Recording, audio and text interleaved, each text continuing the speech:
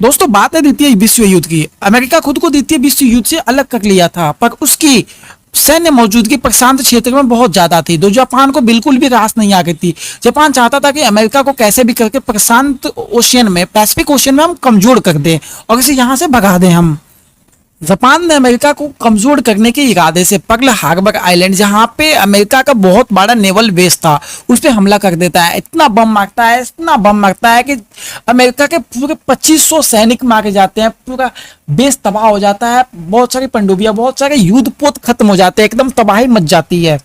और ऐसे छोटे बड़े हमले अमेरिका जापान के ऊपर, जापान अमेरिका के ऊपर लगातार होते रहते हैं। अमेरिका अपना एटम बम पे काम कर रहा था, एटम बम बन के तैयार होने वाला था 1948 में, पर जापान का दिन खराब था और बम बन के तैयार हो गया 1945 में। फिर अमेरिका सोचा चल इसको तो मैं जापान के ऊपर ही परीक्षण करूंगा।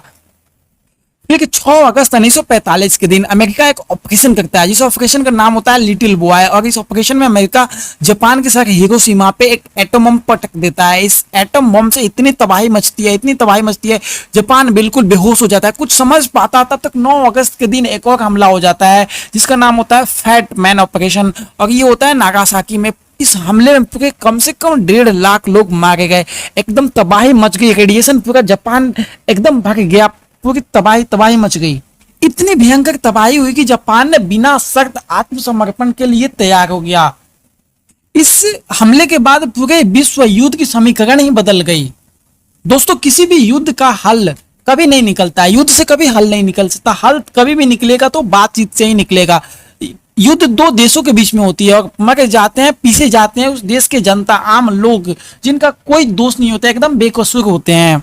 जापान ने ये प्रतिज्ञा कर ली कि आज के बाद से हम कोई युद्ध नहीं लड़ेंगे, हमें कोई युद्ध नहीं लड़ना, हम केवल अपने इकोनॉमी पे ध्यान देंगे, अपने पब्लिक पे ध्यान देंगे, अपने लोग पे ध्यान देंगे, अपने पैसा इंफ्रास्ट्रक्चर में खत्म करेंगे। और अमेरिका जापान की रक्षा का जीमा साकार लेता है और तब से जापान दिन रात करके खुद को आगे लगाने में लग जाता है। तो कैसी लगी आपको ये जानकारी? अगर अच्छी लगी तो वीडियो को लाइक करो और चैनल को सब्सक्राइब करो। Thank you.